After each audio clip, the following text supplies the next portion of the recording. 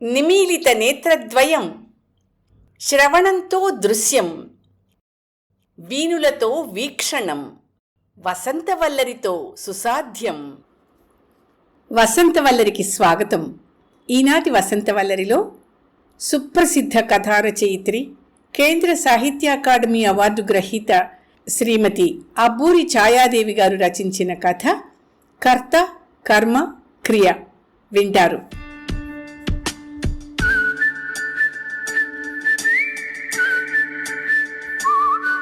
ఇప్పుడతను ఇరకాటంలో పడ్డాడు. వనజ పంపిన అర్జీ కాగితాన్ని బుట్టదాఖలు చెయ్యనూ లేడు, దానిమీద చర్య తీసుకోనూ లేడు. డైరెక్టర్ జనరల్కి నేరుగా అర్జీ పెట్టుకుని దాని కాపీని డైరెక్టర్కి పంపించింది వనజ. అయితే గత సంవత్సరం పొడుగునా వనజ చాలా అర్జీలు పెట్టుకుంది డైరెక్టర్ జనరల్కి. తనకి న్యాయం చేకూర్చమని, తనకి ఆఫీస్లో డైరెక్టర్ చేతుల్లో జరిగే చిత్రహింస ఆపు చేయవలసిందనీను. ప్రతి అర్జీతో పాటు డైరెక్టర్ గౌరీశంకర్కి వనజ మీద కక్ష మరింత ఎక్కువైందే గాని తగ్గలేదు. మొట్టమొదటిసారి అంటే సంవత్సరం క్రితం వనజ ధైర్యం చేసి డైరెక్టర్ జనరల్ సారథికి తనకి జరిగిన అన్యాయాన్నంతా పూసగుచ్చినట్టు రాసింది. తనకు రావలసిన ప్రమోషన్ తనకి రాకుండా చేయడం ఇది రెండవసారని, మొదటిసారి డైరెక్టర్ అతనికి ఇష్టుడైన ఒక అతన్ని పైనుంచి వచ్చిన వాడిని సెలెక్ట్ చేశాడని, ఈసారి అతని కులం వాడని చెప్పి తనకన్నా 2 ఏళ్లు జూనియర్ అయిన వాడిని సెలెక్ట్ చేశాడని, తనకున్న 6 సంవత్సరాల అనుభవాన్ని కాదని అనుభవం లేని వాడిని పైకి ప్రమోట్ చేయడం అన్యాయమని, ఇదంతా చేసింది చాలక తన సెక్షన్ మార్పించి ఆ సీనియర్ పోస్టుకి కొత్తగా సెలెక్ట్ అయిన తన జూనియర్ కింద పని చెయ్యమని ఆదేశించాడని, ఈ చర్య మానసికంగా చాలా క్రూరమైంది కాబట్టి తనకి జరిగిన అన్యాయాన్ని సరిచెయ్యవలసిందని డైరెక్టర్ జనరల్కి రాసింది వనజ. గౌరీశంకర్ సారథిని ఏదో పని మీద కలుసుకున్నప్పుడు వనజ సంగతి ఏమిటి, ఏం జరిగింది అని సారథి ఆరా తీశాడు. గౌరీశంకర్ చాలా తేలిగ్గా కొట్టిపారేశాడు. ఆ వనజకి తెలివితేటలు శూన్యమని, ఏ బాధ్యతను అప్పగించినా సక్రమంగా నిర్వర్తించలేదని, లేకపోతే తాను మాత్రం పరాయివాణ్ణి జూనియర్ని ఎందుకు సెలెక్ట్ చేస్తానని, తనే కాక సెలెక్షన్ బోర్డు అంతకీ వనజ మీద సదభిప్రాయం కలగలేదని చెప్పి సెలెక్ట్ కాకపోవడం వనజ కర్మ. ఆ సంగతి నాకొదిలేయండి, నేను చూసుకుంటాను అన్నాడు తొణక్కుండా. గౌరీశంకర్ చాలా పేరు మోసిన డైరెక్టర్, తెలివైనవాడు, చురుకైనవాడు, ఎన్నో క్లిష్టమైన ప్రాజెక్టులని విజయవంతంగా సాధించినవాడు అని డైరెక్టర్ జనరల్ సారథికి తెలుసు. సరేనని ఊరుకున్నాడు వనజ విషయంలో. మళ్లీ 4 రోజులు తిరగకుండా వనజ దగ్గర నుంచి మరొక అర్జీ వచ్చింది సారథికి. అతను నొసలు చిట్లించాడు. 4 రోజులు తిరగకుండా మళ్లీ మీకు అర్జీ పెట్టుకోవలసి రావడం నా దురదృష్టం. 4 రోజులు కూడా ఆ కొత్త సెక్షన్లో నన్ను పని చేయనివ్వకుండా నా కొత్త సెక్షన్ హెడ్ చేత, అంటే ఇంతకుముందు నా జూనియర్ చేత నా పని తృప్తికరంగా లేదని రిపోర్టు రాయించారు డైరెక్టర్. నేనిక్కడ చేరిన తర్వాత 6 సంవత్సరాలుగా ఒకే సెక్షన్లో పనిచేశాను. అందులో అనుభవం సంపాదించాను. మరొక సెక్షన్లో పని ఆకళింపు చేసుకోవడానికి అధమం 4 రోజులైనా పట్టదా? ఈ నెలలోగానే నా పని అసంతృప్తికరంగా ఉందని రిపోర్టు రాయించి నన్ను మరో సెక్షన్కి బదిలీ చేయించడంలో సబబు ఏమైనా ఉన్నదేమో ఆలోచించండి. ఈ విధంగా నా రికార్డు పాడు చేసి నన్ను కావాలని హింసించడం ఎందుకో దయచేసి విచారించవలసిందని ప్రార్థిస్తున్నాను అని మొరపెట్టుకుంది వనజ. సారథి ఈసారి తనని కలుసుకుని మాట్లాడవలసిందని వనజకి ఉత్తర్వు జారీ చేశాడు. వనజ వెళ్ళి మాట్లాడింది సారథితో. కొంతమంది వందిమాగధులు వెళ్ళి గౌరీశంకర్తో ఈ సంగతి చెప్పారు. విని మండిపడ్డాడతను. వెడుతుంది, ఇవాళ డైరెక్టర్ జనరల్ దగ్గరికి వెళ్ళింది, రేపు మినిస్టర్ దగ్గరికి వెళుతుంది, దానికే పచ్చి బోగంది అన్నాడు కోపం పట్టలేక. ఇలా తిట్టాడని కొందరు వెళ్ళి వనజ చెవిలో ఊదారు. వనజ గుండె భగభగమంది. ఆమె సీతామహాదేవి కాదు, అమాంతం అవమానభారంతో భూమిలో కుంగిపోవడానికి.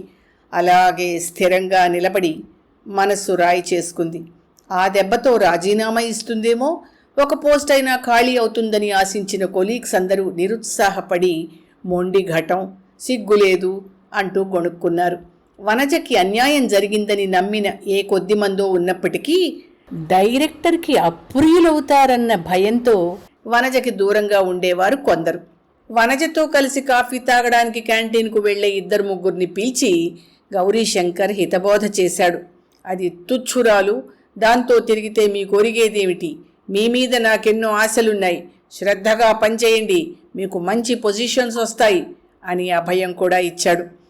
ఏదో కొత్త ప్రాజెక్టు విషయం చర్చించడానికి ఓ రోజున గౌరీశంకర్ వనజ పనిచేస్తున్న సెక్షన్ వాళ్ళందరినీ తన గదిలోకి రమ్మని కబురు పంపించాడు. వనజని చూడగానే డైరెక్టర్ ముఖం చిట్లించి, సెక్షన్ అంతా ఖాళీ చేసి వస్తే అక్కడ పని ఎవరు చూస్తారు? నువ్వెళ్ళి నీ పని చూసుకో అన్నాడు. అందరూ తెల్లబోయారు ఆ ధోరణికి. వనజ అరక్షణం నిర్ఘాంతపోయినా అంతలోనే ధైర్యం తెచ్చుకుని, కొత్త ప్రాజెక్టు గురించి చర్చించడానికి మా సెక్షన్లో అందరినీ రమ్మని కబురంపించారు. సెక్షన్లో నేను ఒక్కర్తినే, నేను ఆ ప్రాజెక్టు గురించి తెలుసుకోవలసిన అవసరం ఉంది అంది తల ఎత్తి సూటిగా గౌరీశంకర్ కళ్ళలోకి చూస్తూ. తెలుసుకు నువ్వు చేసే నిర్వాహకం ఏమీ లేదు, నే వెళ్ళమంటున్నాను, వెళ్ళు అన్నాడు గౌరీశంకర్. కోపంతో అతని గొంతు, అతని వేళ్ళు వణికాయి. వనజ మరింత ధైర్యం తెచ్చుకుంది. నేను వెళ్ళను అంది మొండిగా. డైరెక్టర్ మరింత కోపంతో గుప్పిళ్ళు బిగించి టేబుల్ మీద గుద్దుతూ, నువ్వుండగా నేను చస్తే ఆ ప్రాజెక్టు గురించి మాట్లాడను, మీరంతా వెళ్ళిపోవచ్చు అన్నాడు సెక్షన్ హెడ్ వైపు చూస్తూ. అందరూ తలలు వంచుకుని గదిలోంచి యువతలకు వచ్చేశారు. అందరికీ అతని ప్రవర్తన చాలా అసమంజసంగా ఉందని అనిపించింది. కానీ ఒక్కరూ ఆ మాట పైకి అనలేదు. ఒకళ్ళిద్దరు మాత్రం సాయంకాలం వనజ ఇంటికి వెళ్ళి బాగా పూరెక్కించారు. ఏమైనా సరే మీరు ఊరుకుంటే లాభం లేదు, ఆ గౌరీశంకర్ తిక్క కుదర్చవలసిందే వనజ గారు, మీరు సారథి గారికి మరింత ఘాటుగా రాయండి ఈసారి అని సలహా ఇచ్చారు. వనజకి గతమంతా మనస్సులో మెదిలింది. తను ఈ ఆఫీసులో చేరిన తర్వాత 1 సంవత్సరం ఎంతో ఉత్సాహంగా గడిచింది. ఎంతో దీక్షగా మనస్ఫూర్తిగా పనిచేసేది. ప్రతి పనిని శ్రద్ధతో గమనించి డైరెక్టర్ గౌరీశంకర్ తనని అభినందించేవాడు. తనంత అదృష్టవంతురాలు లేదని మురిసిపోయింది వనజ. 2వ సంవత్సరం నుంచి తన పాట్లు ప్రారంభమయ్యాయి. తను చేసే పనిని మెచ్చుకోవడం మానేసి తనని మెచ్చుకోవడం మొదలుపెట్టాడు. మొదట్లో ఈ చీర నీకు బాగుందని, ఈ రంగులో మెరిసిపోతున్నావని కామెంట్ చేసేవాడు. 2-3 సార్లు స్త్రీ సహజంగా సిగ్గుపడింది. తర్వాత అర్థం చేసుకుని తీక్షణంగా చూసి తల వంచుకునేది. అటువంటి ధోరణి తనకి నచ్చదన్న భావం కన్నుల్లో సుస్పష్టం చేసింది. క్రమంగా అతనికి చెయ్యివాటుతనం ఆరంభమైంది. ఏ కాగితాలు ఇచ్చేటప్పుడో కావాలని చెయ్యి తగిలించడం మొదలుపెట్టాడు. ఎంత జాగ్రత్త పడినా ఎలాగో అలా తగిల్చేవాడు. ఓ రోజున పిలిచి, నీతో ఓ విషయం మాట్లాడాలి అన్నాడు గంభీరంగా. ఏమిటి చెప్పండి అంది వనజ నమ్రతగా. ఇక్కడ కాదు, పర్సనల్ విషయం, ఇంకెక్కడైనా కలుసుకుందాం, నీకెప్పుడు వీలవుతుందో చెప్పు అన్నాడు. వనజ గుండె దడదళ్లాడింది. అదే సంకేతంగా తీసుకుని ధైర్యం కూడదీసుకుని, నాతో అంత రహస్యంగా మాట్లాడవలసినవేమున్నాయి, మాట్లాడేదేదో ఇక్కడే మాట్లాడండి అంది. ఈ లోపల ఎప్పుడు చెయ్యి ముందుకు చాచాడో తెలీదు. హఠాత్తుగా వనజ వేళ్ల మీద అతని వేళ్లు స్పృశించాయి. షాక్ కొట్టినట్టు వెనక్కి లాక్కుని కుర్చీలోంచి లేచింది. క్షమించండి, మీరనుకునే రకం మనిషిని కాను నేను అని చరచర యువతలికొచ్చేసింది. అప్పట్నుండి మొదలయింది గౌరీశంకర్కి వనజ అంటే మంట. ప్రతి పనిని ప్రత్యేకంగా పరిశీలించి విమర్శించడం మొదలెట్టాడు. వనజకొక్కొక్కప్పుడు రాజీనామా ఇవ్వాలన్నంత ఉద్రేకం కలిగేది. కానీ తన మీద ఆధారపడ్డ తల్లిని, తమ్ముణ్ణి తలుచుకుని దుఃఖాన్ని దిగమింగుకొని పనిలో నిమగ్నమయ్యేది. ఒక్కోసారి తనను తానే సమాధానపరుచుకునేది. ఆడదానికి ఎక్కడికి వెళ్ళినా ఇంతే కదా, ఈ అధికారి కాకపోతే మరొక అధికారి, ఆత్మరక్షణ చేసుకోగల స్తోమత, ఎక్కడైనా సర్దుకుపోగల తత్వం ఉండాలి గాని ఆఫీసు మారినంత మాత్రాన మనుషుల నైజ గుణాలు మారుతాయా అనుకుని ఒక విధమైన నిర్లిప్తత అలవర్చుకుంది. 5 సంవత్సరాలు అలాగే గడిపింది. ప్రమోషన్ రావలసిన సమయం ఆసన్నమైంది. సీనియర్ పోస్టులు 2 కొత్తగా ఏర్పడ్డాయి. అడ్వర్టైజ్ చేశారు. మొదటిసారి తను మరికొందరితో పాటు అప్లై చేసింది. ఇంటర్వ్యూలో తను నెగ్గలేదు. పైనుంచి ఎవరో కొత్త మనిషిని సెలెక్ట్ చేశారు. కొంచెం బాధపడి ఊరుకుంది. 2వ పోస్టుకు అడ్వర్టైజ్ చేసినప్పుడు తను అంతగా పట్టించుకోలేదు. ఇక ఆఖరి రోజున గౌరీశంకర్ వనజని పిలిచి, నువ్వు అప్లై చేయలేదే అని అడిగాడు. వనజ మాట్లాడకుండా తల వంచుకుంది. మాట్లాడమే? అప్లై చేయమని కూడా బతిమాలించుకోవాలా అన్నాడు. గొంతు సౌమ్యంగానే ఉంది. అతన్ని ఎలా అర్థం చేసుకోవాలో తెలియక మౌనం దాల్చింది. ఇవాళ సాయంకాలం లోపుగా అప్లికేషన్ నా చేతికి. నీ సెక్షన్ వర్క్ గురించి పుస్తకాలు క్షుణ్ణంగా చదువు. బాగా ప్రిపేర్ అయి రావాలి ఇంటర్వ్యూకి. తర్వాత నన్నని లాభం లేదు అన్నాడు. సరేనని బుర్రబూపి బయటపడింది వనజ. అప్పటికే గుసగుసలు ఆరంభమయ్యాయి. వనజ ఇంకా అప్లై చేయలేదని, ఎలాగో సాయంకాలంలోగా అప్లికేషన్ టైప్ చేయించి ఇచ్చింది డైరెక్టర్కి. నెల్లాళ్ల పాటు ఇంటర్వ్యూకి కష్టపడి తయారయ్యింది. ఇంటర్వ్యూలో ఒక ఆయన మొదటగా అడిగాడు, ఏ సెక్షన్లో పనిచేస్తున్నావు అని. చెప్పింది. ఎన్నాళ్ల నుంచి పనిచేస్తున్నావన్నాడు. 6 ఏళ్ల నుంచి అని చెప్పింది. అంతలో డైరెక్టర్ గౌరీశంకర్ అందుకుని, ఫలానా ప్రాజెక్టు ప్రారంభించడంలో గల ఉద్దేశాలేమిటి అని అడిగాడు. తన సెక్షన్కి సంబంధించిన ప్రశ్న కాదది. జ్ఞాపకం చేసుకుని కాస్త తడువుకుంటూ చెప్పింది. ఏ ప్రాసెస్ ప్రకారం వేస్టేజ్ తక్కువ అవుతుంది అని అడిగాడు. ఆ ప్రాజెక్టు గురించే. వనజ జవాబు చెప్పలేకపోయింది. 6 సంవత్సరాల నుంచి ఇక్కడ పనిచేస్తున్నావు. నీ చుట్టూ ఏం జరుగుతోందో తెలుసుకోవాలనే కుతూహలం కూడా లేదన్నమాట అన్నాడు గౌరీశంకర్ నిరసనగా. వనజ ఏదో చెప్పబోయే లోపలే, ఇహ నువ్వు వెళ్ళొచ్చు అన్నాడు. నమ్మలేనట్టుగా తక్కిన సెలక్షన్ బోర్డు మెంబర్ల వైపు చూసింది వనజ. వాళ్ళు గౌరీశంకర్ వైపు చూశారు. అతను అన్నాడు. ఇంకా వెళ్ళవే అన్నట్టుగా. వనజకి కళ్ళనీళ్ల పర్యంతమైంది. తన సెక్షన్ వర్క్ గురించి ఒక్క ప్రశ్న కూడా వెయ్యలేదు. తన అనుభవంతో సంపాదించిన విజ్ఞానాన్ని ప్రదర్శించడానికి రవ్వంత అవకాశం కూడా ఇవ్వలేదు అనిపించింది. ఊరుకున్న దాన్ని పిలిచి అప్లై చెయ్యమని, సెక్షన్ వర్క్ గురించి పుస్తకాలు చదవమని ప్రత్యేకం సలహా ఇచ్చిన పెద్ద మనిషి ఇంటర్వ్యూలో అలా కర్కశంగా ఎందుకు ప్రవర్తించాడో అర్థం కాలేదు ఆమెకి. ఏదో అన్యాయం జరిగిందని మాత్రం మనస్సు మూలిగింది. ఆ రాత్రి అన్నం సాయించలేదు. తల్లి ఎంత బ్రతిమాలినా భోజనానికి లేవలేదు. చివరికి తమ్ముడొచ్చి, అక్కా నువ్వు తినకపోతే నేను తినను అని దీనంగా మొహం పెడితే కళ్ళ నీళ్లు తిరిగి వాడి కోసం పీట మీద కూర్చుని ఏవో 4 మెతుకులు నోట్లోకి తోసింది.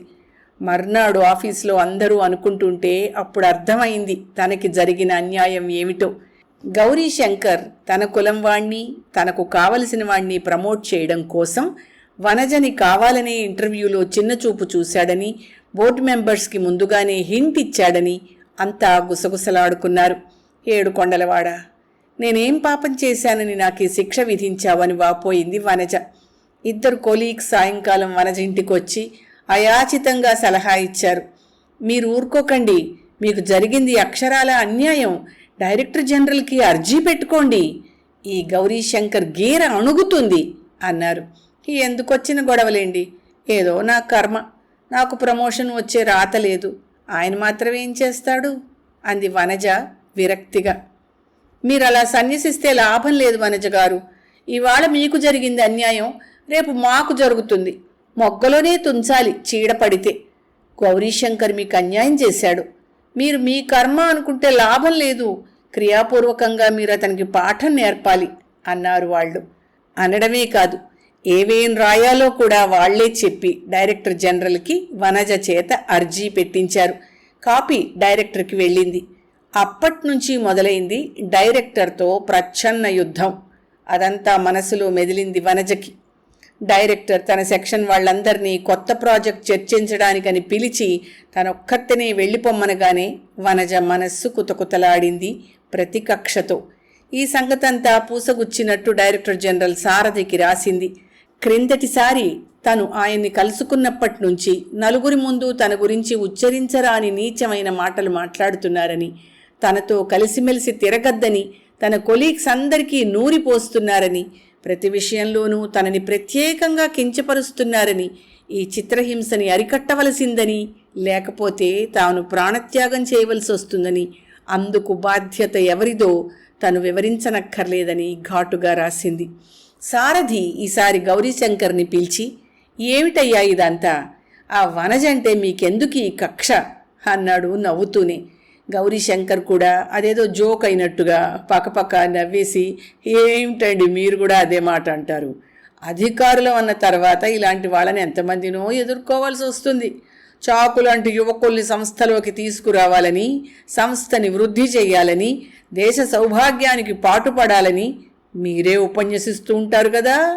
వనజలాంటి మొద్దమ్మల్ని పైకి తీసుకొచ్చి బాధ్యతలు అప్పగిస్తే ఇంకా పనులు ఏమి సాగుతాయి ముందుకి అన్నాడు. నేను ఆ అమ్మాయితో మాట్లాడి చూశాను. బుద్ధిమంతురాల్లాగే ఉంది, తెలివైన దానిలాగే తోచింది అన్నాడు సారథి గౌరీశంకర్ మాటల్ని నమ్మలేనట్టు ముఖం పెట్టి. ఆ పై మెరుగులు చూసి మోసపోకూడదండి. కాకపోయినా ప్రతి చిన్న విషయానికి నన్ను కాదని మీ దగ్గరికి పరిగెత్తుకొస్తుంటే ఇహ నా ఆఫీసులో క్రమశిక్షణ ఏముంటుంది చెప్పండి. నా సంస్థకి మంచేదో చెడోదో నాకు ఆ మాత్రం తెలీదా అన్నాడు గౌరీశంకర్ బింకంగా. నిప్పు లేకపోతే పొగ ఎందుకు వస్తుంది అని మనసులో అనుకుని సారథి పైకి మాత్రం, ఏమైనా ఇక ముందైనా ఇలాంటివి జరగకుండా చూసుకోండి గౌరీశంకర్ అని మర్యాదగానే మందలించి ఊరుకున్నాడు. వనజని పిలిపించి ఆ అమ్మాయికి కూడా కొంత ఉపదేశం చేశాడు సారథి. అమ్మాయి, అధికారి అన్న తర్వాత కొన్ని నిర్ణయాలు వారు తీసుకోవాల్సి ఉంటుంది. సంస్థ మంచి చెడు ఆలోచించి.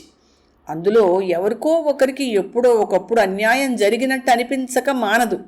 కొంచెం అర్థం చేసుకోవడానికి ప్రయత్నించమ్మా. గౌరీశంకర్కి నీ మీదేదో ప్రత్యేకమైన కక్ష ఉందని భ్రమించి అనవసరంగా మనస్సు కలుషితం చేసుకోకు. నీ సామర్థ్యమే దెబ్బతింటుంది. శ్రద్ధగా నీ పన్ను చేసుకో.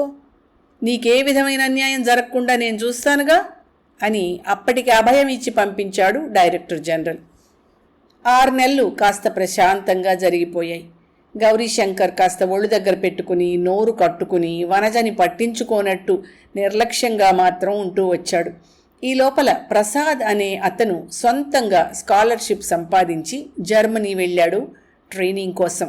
అతను జర్మనీ నుంచి రాసిన ఉత్తరాలు చూసి అతని చేస్తున్న కృషికి గౌరీశంకర్ ముగ్ధుడైపోయి అందరితోనూ ప్రసాద్ గురించి గర్వంగా చెప్పడం మొదలుపెట్టాడు. అతను జర్మనీ నుంచి తిరిగి వచ్చినప్పటి నుంచి అతను వనజతోటివాడే అయినా అతన్ని సీనియర్ ఆఫీసర్లాగా చూడడం ఆరంభించాడు గౌరీశంకర్. కొద్ది రోజులకే ఒక సీనియర్ ఆఫీసర్ 2 నెలలు సెలవు పెట్టాడు. ఆ సెలవు సమయంలో ప్రసాద్ని ప్రమోట్ చేసి అతన్ని సెక్షన్ హెడ్గా చెయ్యాలని గౌరీశంకర్ ఆలోచించాడు. ఇలా జరగొచ్చునని ముందుగానే ఊహించి వనజ శ్రేయోభిలాషులు ఆమెకి సలహా ఇచ్చారు. డైరెక్టర్ జనరల్కి ముందుగానే అర్జీ పెట్టుకోమని, తన సీనియారిటీని గుర్తించి ఈ లీవ్ వేకెన్సీలో తనని ప్రమోట్ చేయవలసిందిగా అర్జీ పెట్టుకుంది వనజ డైరెక్టర్ జనరల్కి. డైరెక్టర్కి కాపీ పంపించింది. గౌరీశంకర్ ఇప్పుడు ఇరకాటంలో పడ్డాడు. ఈ సమయంలో దాని మాట నెగ్గిందంటే ఇక దానికి పట్టపగ్గాలుండవు. రూల్ ప్రకారం లీవ్ వేకెన్సీలో వనజకే ప్రమోషన్ రావాలని తెలుసు. కానీ ప్రసాద్ క్వాలిఫికేషన్స్ ముందు ఈ వనజ ఎందుకు పనికొస్తుంది? ఇటువంటి పరిశోధనా సంస్థల్లో పనిచేయడం ప్రధానం కాదు, ప్రసాద్కే ఇవ్వాలి ఈ ప్రమోషన్ అని గౌరీశంకర్ మనస్సు ఘోషించింది. తన మనసులోని ఆరాటాన్ని తగ్గించుకోవడానికి 2-3 వందిమాగధుల్ని పిలిచి సంప్రదించాడు ఈ విషయమై. అందరికీ మనస్సులో వనజకే రావడం న్యాయం అనిపించినా ఉన్నమాట అని డైరెక్టర్కి అయిష్టం కలిగించడానికి జంకి నోరెత్తలేదు. ఒక అతను కొంచెం ధైర్యం చేసి విషయాన్ని ఎంతో తేలిగ్గా కొట్టిపారేస్తున్నట్టు పోజు పెట్టి, వేధవది 2 నెలలే కదండి, ఆవిడ మొహాన్న పారేస్తే పోలా, ఎందుకు వచ్చిన గొడవ అన్నాడు. మరొక అతను అడ్డొచ్చి, అమ్మమ్మ అలా అనుకోకోయ్, రేపు పొద్దున్న మరో అవకాశం వస్తే ఈ 2 నెలల అనుభవమే ఆదుకుంటుంది సీనియారిటీ లిస్టులో అని విశదీకరించాడు. డైరెక్టర్ చిరునవ్వు నవ్వాడు అతని మేధావి బుర్రని మెచ్చుకుంటూ. చివరికి 3వ అతను మరింత ఆలోచించి, పోనీ కొన్నాళ్ళు నాన్ చేయండి, ఆ తర్వాత వేకెన్సీ ఫిలప్ చేయాల్సిన అవసరం లేదు, పని సాగిపోతోంది కదా అని చెప్పొచ్చు అన్నాడు. ఈ సలహా బ్రహ్మాండంగా ఉందనుకున్నాడు డైరెక్టర్. పాము చావకుండా కర్ర విరక్కుండా. డైరెక్టర్ జనరల్ వచ్చే వారం అమెరికా వెడుతున్నాడు. మరో 3 నెలల దాకా రాడు. ఈ వారం రోజులు మాట్లాడక ఊరుకుంటే సరి అనుకున్నాడు. మనసులో బిక్కుబిక్కుమంటూ ఉన్నా పైకి ఛాతి విరుచుకున్నాడు, తన తడహాక చూసుకో అన్నట్టు. అమెరికా వెళ్లే ముందు రోజు గౌరీశంకర్ని కలుసుకోవడానికి స్వయంగా వచ్చాడు సారథి. గౌరీశంకర్ ఆయన అడుగులకి మడుగులొత్తుతూ సంస్థలో జరుగుతున్న కార్యక్రమాలన్నింటినీ చూపించాడు. అన్ని సెక్షన్లలోకి తీసుకువెళ్ళాడు. అక్కడ పనిచేస్తున్న వాళ్ళందరితో సమయోచితంగా మాట్లాడాడు సారథి. వనజని చూడగానే బావున్నావా వనజా అని ఆప్యాయంగా అడిగాడు. గౌరీశంకర్ ముఖం అప్రసన్నంగా మరోవైపుకు తిప్పుకున్నాడు. ఆ మర్నాడు తన టేబుల్ మీదకొచ్చిన ఉత్తరాన్ని చూసి నిర్ఘాంతపోయాడు గౌరీశంకర్. శ్రీ జేకబ్ సెలవు తీసుకోవడం వల్ల ఏర్పడిన ఖాళీ జాగాలోకి కుమారి వనజని రూల్స్ ప్రకారం ప్రమోట్ చెయ్యవలసినది అని డైరెక్టర్ జనరల్ డైరెక్టర్కి ఉత్తర్వు జారీ చేశాడు. గౌరీశంకర్ పళ్ళు పటపట నూరాడు. ఇళ్ళలగ్గానే పండగైపోదు, నేను చూస్తాను దీని అంతేమిటో. ఇటువంటి సంస్థ స్వవిషయాల్లో కూడా డైరెక్టర్కి నిర్ణయాధికారం ఎందుకు లేదో నేను తేల్చుకుంటాను. మినిస్టర్ దాకా వెడతాను, అవసరమైతే ప్రధానమంత్రి దాకా వెడతాను అని శపథం తీసుకున్నాడు. ఆఫీస్ ఆర్డర్ వనజ చేతికి ఇంకా అందకపోయినా ఆ వార్త అప్పుడే అందరికీ చేరిపోయింది. వనజని ఆఫీసులో అందరూ అభినందించారు. గౌరీశంకర్ చూడకుండా ఒక అతను రహస్యంగా అన్నాడు, ఇప్పుడు మన గౌరీశంకర్ గారి ముఖం చూడాలి అని. మరొకతను లేచి, ఈయన గారు తనే సర్వాధికారినని సృష్టికర్తనని అనుకుంటాడు. తనేం చేసినా కింద వాళ్ళు నోరు మూసుకుని అనుభవించాలనుకుంటాడు. ఇప్పుడు తెలిసొస్తుంది ఎవరు కర్త, ఎవరి కర్మ, ఎవరి క్రియ అన్నాడు వెటకారంగా. ఈలోపుగా డైరెక్టర్ పిలుస్తున్నాడని వనజ కబురొచ్చింది. డైరెక్టర్ కోపపు మంటల్ని ఎలా తట్టుకోవాలా అని ఆలోచిస్తూ వనజ బిక్కుబిక్కుమంటూ అతని గదిలోకి వెళ్ళింది. కానీ ఆమె ఎదురుచూసినట్టుగా గౌరీశంకర్ చూపులు నిప్పులు కక్కటం లేదు. చాలా సౌమ్యంగా కనిపించాడు. కుర్చీలో కూర్చోమన్నాడు. Well, I must congratulate you అన్నాడు. మరొకరు అన్నట్లయితే సంతోషంతో చిరునవ్వు నవ్వేదే. కానీ అతని ఎదుట చిరునవ్వు నవ్వడానికి ఆమె పెదవులు నిరాకరించాయి. నమ్రతగా తల వంచుకుంది. ఆ చేసేదేదో ఆయనతో చేసే బదులు నాతోనే చేస్తే సరిపోయేది కదా అన్నాడు. ఏమిటి అంది నిర్ఘాంతపోతూ. ప్రమోషన్ ఆర్డర్ కాగితాన్ని అందించడానికి చెయ్యి ముందుకి చాచాడు. అందుకోబోతుంటే ఆమె వేళ్లని పట్టుకున్నాడు. తక్షణం చెయ్యి కాలినట్టుగా వెనక్కి గుంజుకుని సీట్లోంచి లేచి నిలబడింది. ఆర్డర్ కాగితాన్ని తీసుకోకుండా యూ క్రూక్ అని మనస్సులోనే బుస కొట్టి బయటకు వచ్చేసింది. డైరెక్టర్ జనరల్ ఇచ్చిన ఆర్డర్ని డైరెక్టర్ వనజకి అందజేస్తుంటే అతని ముఖం ముడుచుకుపోవడం చూసి విజయగర్వంతో మందస్మితంతో యువతలకొస్తుందని చూస్తున్న కొలీగ్స్ వనజ ముఖాన్ని చూడగానే తెల్లబోయారు. కోపంతో ఆమె ముఖం కందగడ్డలా అయ్యింది. ఉబుకుతూ ఉన్న కన్నీళ్లు కొలీగ్స్ కంటపడకుండా వనజ గబగబా క్లోక్ రూంలోకి వెళ్ళిపోయింది.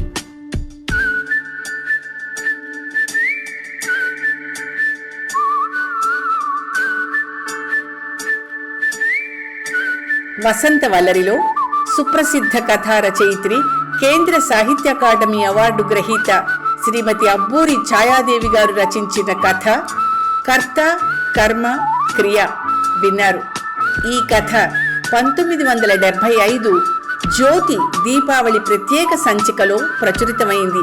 అంతేకాదు, ఈ కథ అంతర్జాతీయ స్త్రీ సంవత్సరానికి అంకితమిచ్చారు రచయిత్రి.